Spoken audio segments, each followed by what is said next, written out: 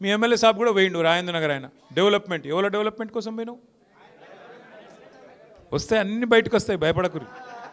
సుల్తాన్పూర్ బయటకు వస్తుంది గాసిమియా గూడ బయటకు వస్తుంది అన్ని బయటకు వస్తాయి ఎవరికి ఏం తెలియకుంటే ఏం లేము అందరికి అన్నీ తెలుసు ప్రభుత్వం మళ్ళీ 2 ఏళ్ళలో వస్తుంది ఎవరోళ్ళని ఏం చేయాలనో ఎవరోళ్ళ సంగతి ఎట్లెట్లా తీయాలనో ఎవరోళ్ళ బెండ్ ఎట్లెట్లా తీయాలనో తీసే బాధ్యత మాది ఇదివరకు లెక్క ఉండదు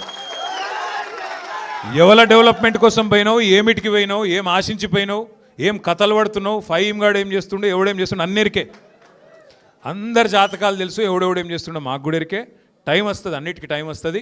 ఇగో నేనేమంటున్నా అంటే ఒక్కరోజుకే గింత ఎగిరిత పడితే ఎట్లా ఒక్కరోజుకి ఒక్కసారి గవర్నమెంట్ రాగానే అడిమారి గుడి దెబ్బల గింత ఆగమవుతారు సుతం పైన దేవుడు ఉన్నాడు కింద ప్రజలు ఉన్నారు మీరు తలుసుకుంటే ఎంత పెద్ద పోటుగాడైనా ఎక్కడికి పోవాలన్నా గాడికే పోతాడు ఇవాళ రాష్ట్రం మొత్తం ఒకటే ఉన్నది అందరి ఆలోచన కేసీఆర్ గారు తిరిగి ముఖ్యమంత్రి కావాల్సిందే తెలంగాణ మళ్ళీ పట్టాలు ఎక్కాల్సిందే తప్పకుండా జరుగుతుంది మా ఎల్లన్న లాంటి పెద్ద మనుషులు అంజుబాబు లాంటి యువకులు అట్లాగే మా పల్లవి లాంటి ఆడబిడ్డ మా తమ్ముడు మా షఫీ గారి నాయకత్వంలో చాందు మహమూదు ఇంకా 100 మంది మైనారిటీ పిల్లలు ఒకరిద్దరు కాదు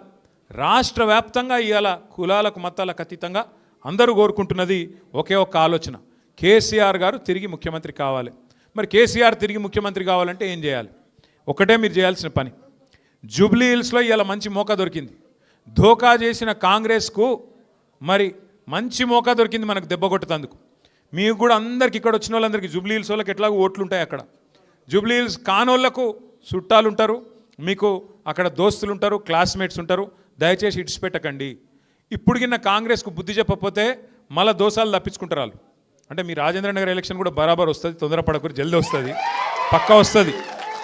వస్తుంది ఏం అనుమానం లేదు ఇడిచిపెట్టాం మళ్ళీ సుప్రీంకోర్టు కోతాం స్పీకర్ సార్ ఏమైనా అటు ఇటు చేస్తే కూడా ఇడిచిపెట్టాం మేము దోస్తానా లోపల చూసుకుంటామని అవి నడువ ఇక్కడ